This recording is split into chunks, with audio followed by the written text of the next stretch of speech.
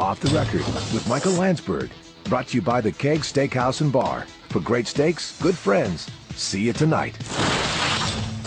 I'm gonna be the head coach. This can be viewed and will be viewed from a range of an insult to an olive branch. I don't know about an insult, but it's just one of those things that kind of caught me off guard. Words can't describe my feelings about coming here to Long Island. Didn't work, I'm going to fix it, and I move on. Ted Nolan, coach of the Buffalo Sabres last year, coach of the year in the National Hockey League, but out of work.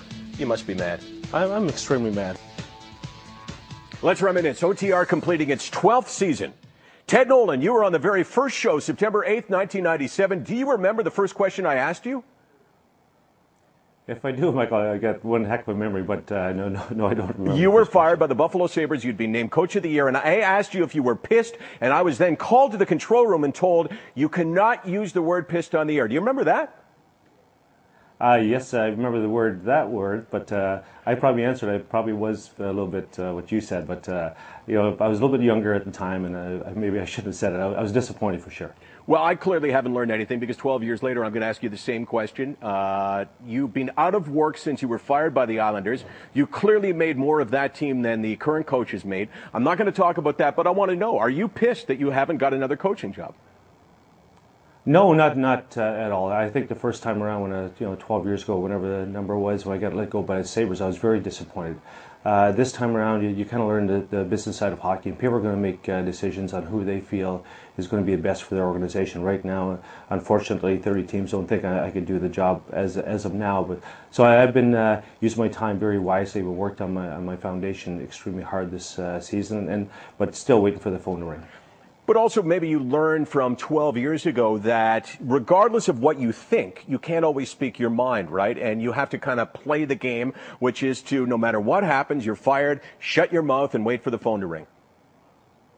Well, it's sometimes, maybe some of the times I wear my heart on my sleeve a little bit too much sometimes, and I say certain things but it's not meant to be vicious. It's not meant to be try to prove you're right and someone's wrong. It's just the way I am, and unfortunately that rubs people some wrong way sometimes. And I'm not afraid to say what's on my mind. It just I was very disappointed, and am I disappointed this time around? Not as much. Like I said, you grow and you mature, and you use your time much more wisely, and you find out there's a lot more important things than just trying to stand behind a bench and coach some hockey. When I heard that you were going to speak to us today, one of the questions I wanted to ask you was Brian McGrattan. He was on the show last week speaking of his rehab, going to AA, his sobriety. That's an issue that I know that is dear to your heart. Will it be tough for him to live in the world that beers with the boys atmosphere? Well, Michael, the game's changed quite a bit. I think, in the 60s and 70s, and, you play a game and all of a sudden, right after the game, you go for a few beers. But the guys are a little bit more controlled, a little bit really cautious of their conditioning, especially with the money they can make. So Brian's going to have a great support system whatever team he has, because I bet you it's going to be about 50-50 now on guys who do it and guys who don't do it. So in the league, it's been much better on helping people get through some of their difficulties. And I remember when Chris Simon did it here in Sault Ste. Marie, there wasn't much help for him, and we as an organization did a tremendous job. His teammates did a great job, and when people ask me now what's the greatest accomplishment that I ever had in hockey, I think it was one of the turning points, helping a young man turn his life around, and he had a great career in hockey. He's married now and has a wonderful kid. So and Brian, I hope he'll have continued success on his recovery. Ted, I'm interested in this. If you were coaching Brian McGrattan this year, what would you say to him before the season began as you were just getting going? What would your advice to him be? I would say, we have we talk about certain cultures and traditions, what have you.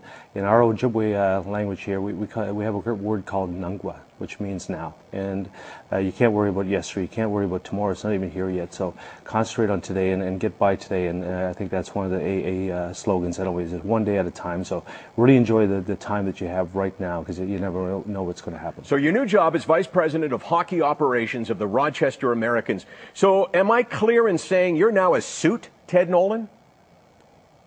Well, I'm not a big suit guy to begin with, but you have to wear them to go to work. So, it's just it's a different line of work. It's almost the same type of challenges, and you're going to have some highs, and you're going to have some lows with this job. But it's a lot to do with the work I actually have been doing in the off seasons for the last 25 years. trying to talk to some corporates and selling your product. And I think that the product that I'm working for in Rochester, New York with the Rochester Americans is one of the most storied franchises in American Hockey League history. So it's going to be an easy product to sell, and I'm working for some great owners out of Six Nations Reserve. And I was really excited the first time I got a chance to coach international hockey with Buffalo. I was excited with Sault Ste. Marie and so forth. But this job here, working with the Rochester Americans, being the First Nation-owned professional hockey team, and myself working for them, it's a thrill of a lifetime. Well, let me say this as we wrap this up. Your work with your foundation and your influence on people in your community has become legendary. And forget about congratulating you on any other success, but congratulations on influencing the lives of young people. Well, thank you very much, Michael. It does mean a lot to me. I remember growing up in our community up here outside of Sault Ste. Marie, and it was a tough life, but things are starting to change, and the more we help and encourage our young people, the better off they're going to be down the road. Thanks, Ted. Thank you, Michael.